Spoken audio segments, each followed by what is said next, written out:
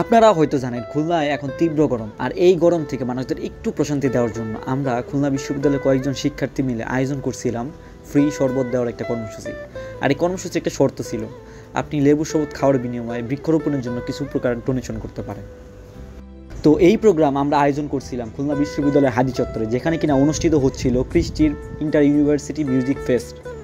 যেহেতু প্রোগ্রাম ছিল তাই ক্যাম্পাসে শিক্ষার্থী ছাড়াও বহিরাগত অনেক মানুষই আসবে, সেই ধারণা থেকে আমরা ক্যাম্পাস এবং বহিরাগত মিলিয়ে টোটাল 300 মানুষের শুরুতে একটা অ্যারেঞ্জমেন্ট করছিলাম।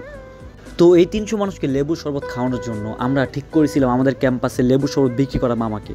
তিনি যখন আমাদের এই উদ্যোগটা শুনছিলেন তখন তিনিও খুব খুশি হয়েছিলেন এবং তিনি প্রতি গ্লাস শরবতের দাম 10 টাকা করে রাখলেও আমাদের জন্য তিনি দামটা কিছু কমিয়ে রাখছিলেন।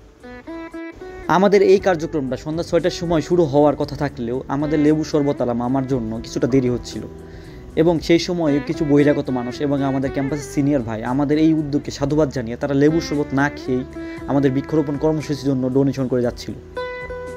এরপর লেবু শরবত চলে আসলে আমরা আমাদের ক্যাম্পাসের ভ্যানওয়ালা মামাদেরকে ডেকে ডেকে লেবু শরবত খাওয়াই, এবং আমাদের এখানে ভিড় দেখে ক্যাম্পাসের বহিরাগত এবং শিক্ষার্থীরা আমাদের এখানে আসে, এবং তারা যখন আমাদের এই কার্যক্রমটা জানতে পারে তারাও সাধুবাদ জানায় এবং তারা আমাদের এখান থেকে লেবু শরবত খেয়ে যায় এবং সাথে সাথে কিছু না কিছু ডোনেশন করে যায়। সময় যত যাচ্ছিল আমাদের এখানে ভিড় ততই বাড়তেছিল। একটা সময় এমন একটা অবস্থা দাঁড়ায় যে এতই ভিড় হয়ে গেছিলো যে আমরা শেষমেশ টোকেনের ব্যবস্থা করি। ও আচ্ছা, আপনাদেরকে একটা কথা বলা হয় না, আমাদের এই কার্যক্রম কিন্তু সম্পূর্ণভাবে আমাদের সহযোগিতা করছিল আমাদের ম্যাথ 06 ব্যাচের মখদুম সিদ্দিক ভাই। তার একটা এজেন্সি আছে শপার স্পার্ক, সেই শপার স্পার্ক এজেন্সি আমাদেরকে মূলত স্পন্সর করছিল আমাদের এই প্রোগ্রামের জন্য। তিনি যখন শুনলেন আমরা এরকম একটা কার্যক্রম হাতে নিয়েছি তিনি সাথে সাথে রাজি হয়ে যান।